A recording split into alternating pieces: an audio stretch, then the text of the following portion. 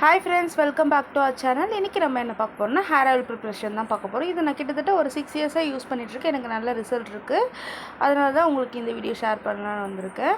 வாங்க இப்போ வீடியோக்குள்ளே போகலாம். ஃபர்ஸ்ட்டு பார்த்தீங்கன்னா கருவேப்பிலை ஒரு 2 கைப்பிடி அளவுக்கு கருவேப்பிலை, கொஞ்சமாக வேப்பிலை எடுத்திருக்கேன். அது வந்து பேன்லாம் இருந்துச்சுன்னா அதை வந்து நம்மளுக்கு கம்மி பண்ணி கொடுக்கும், பேன் தொல்லை இல்லாமல் இருக்கும். அதுக்கப்புறம் 10 போல் பெரிய வெங்காயம், சின்ன வெங்காயம், அதுக்கப்புறம் கொஞ்சம் ஒரு 10 போல் நெல்லிக்காய் எடுத்திருக்கேன். அதுக்கப்புறம் வெட்டி வேறு, ஆவாரம் பூ, கரிசலாங்கண்ணி இலை போட்டிருக்கேன்.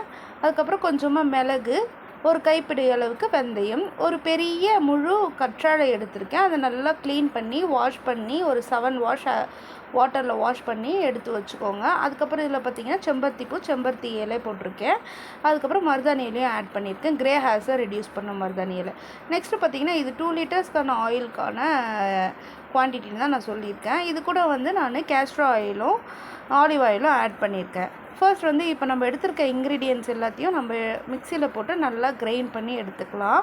எல்லாத்தையும் ஒன்றா ஆட் பண்ணிக்கிறேன். ஒன்றா ஆட் பண்ணி நல்லா மிக்சியில் போட்டு கிரைண்ட் பண்ணிக்கலாம். ஃபர்ஸ்ட்டு ஒரு பேஸ்ட் கன்சிஸ்டன்சியில் வர அளவுக்கு கிரைண்ட் பண்ணி எடுத்தாச்சு. இப்போ நல்லா ஒரு அகலமான பாத்திரம் கேஸில் வச்சுட்டு ஃபர்ஸ்ட் நம்ம வந்து ஆயிலை ஹீட் பண்ணிக்கலாம். ஆயில் ஹீட் பண்ணிவிட்டு கொஞ்சம் கொதி வரும். அந்த ஸ்டேஜில் நம்ம என்ன பண்ணணும்னா 2 பாட்டிலையும் நான் ஆட் பண்ணிக்கிறேன். ஆயில் ஊற்றியாச்சுங்களா, ரெண்டு பாட்டில் வந்து கோகனட் ஆயில் எடுத்திருக்கேன். கொஞ்சமாக இதில் ஆலிவ் ஆயில் ஆட் பண்ணியிருக்கேன்.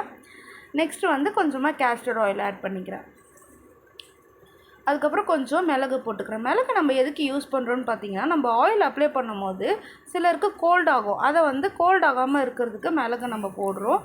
நெக்ஸ்ட்டு பார்த்திங்கன்னா நம்ம அரைச்சி வச்ச பேஸ்ட்டை வந்து நல்லா இந்த மாதிரி பாத்திரத்தில் ஆட் பண்ணி கொஞ்சம் அந்த கலர் வந்து நம்மளுக்கு சேஞ்ச் ஆகும். சேஞ்ச் ஆனதுக்கப்புறம் நம்ம ஸ்டவ் ஆஃப் பண்ணிவிட்டு ஒரு 24 hours நம்ம ஊற வச்சு ஃபில்டர் பண்ணிட்டோம்னா நம்மளுக்கான கோகனட் ஆயில் ரெடி. இந்த ஹேர் ஆயில் நீங்கள் எப்படி யூஸ் பண்ணணுன்னு பார்த்தீங்கன்னா, வீக்லி 3 times யூஸ் பண்ணலாம்.